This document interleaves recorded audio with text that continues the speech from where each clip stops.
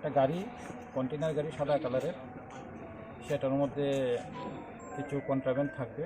Accordingly গাড়িটা এখানে চুরাইবাড়ি নাকা পয়েন্টে আটক করা হয়েছিল।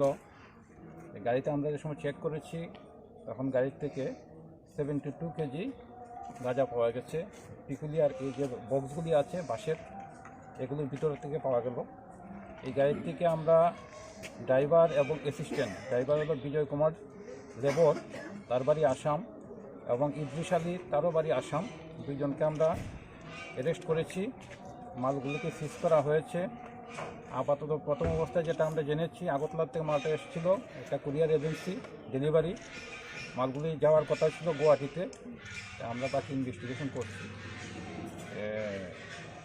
কালোবাজারের মূল্য হবে প্রায় 21 লক্ষ টাকার মতো।